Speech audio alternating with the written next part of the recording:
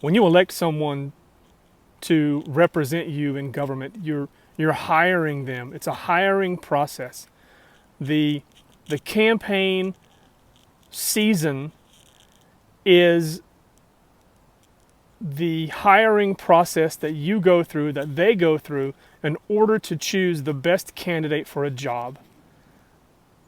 So when you hire that person, when you elect them to represent you, to do a job on your behalf, you do that with the expectations, under the assumptions that they are going to react in certain ways to certain situations that they may face.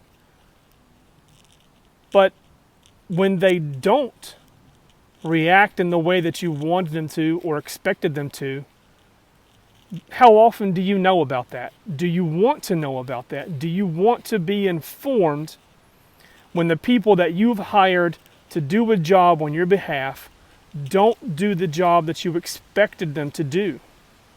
Do you want to know about it? Most people don't. There's a fantastic old phrase that's been around for far longer than I've been around. It goes, ignorance is bliss. The less you know about the hard things in this world, the happier you are. The less you know about tragedy, the happier you are. So when someone who represents you doesn't do what you expected them to do, are you happy not knowing that? Do you want to continue on as though they are the person you assumed that they were? And in 2 years or 4 years, you're just going to re-elect them because you're still operating under the assumption that they were the person that you built up in your mind that you thought they were. If they're not that person, do you want to know about it? Most people don't want to know. And the few people who admit that they do want to know aren't willing to do very much about it.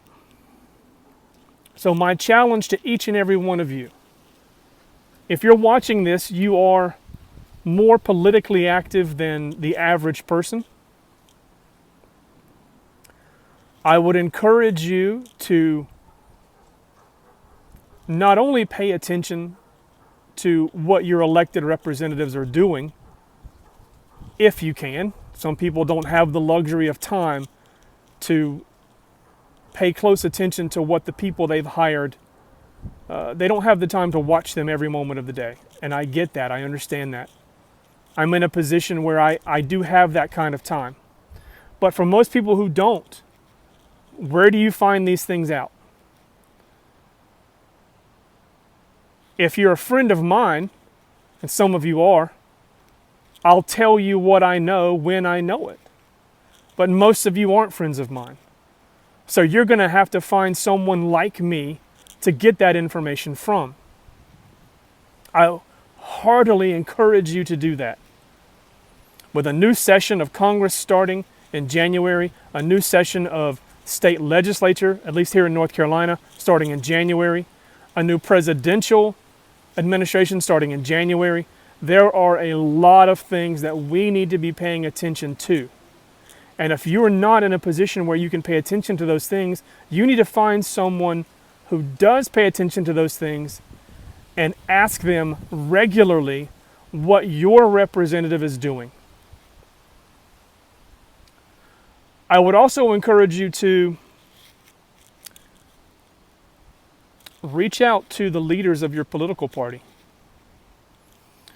Whether you're a Republican or a Democrat or a Constitution Party or whatever it is you may be, whatever affiliation you choose, find the men and women who are in leadership positions within that political organization and tell them that you want them to keep you informed. Tell them that you want them to give regular updates of what your representatives are doing. There are people in leadership positions within political parties who live near you, which means they are represented by the same people that represent you. Tell them that you want them to keep you informed. Tell them that you want your political party to do a better job of informing the public of what elected officials are doing. Because from where I stand, that's not working out very well.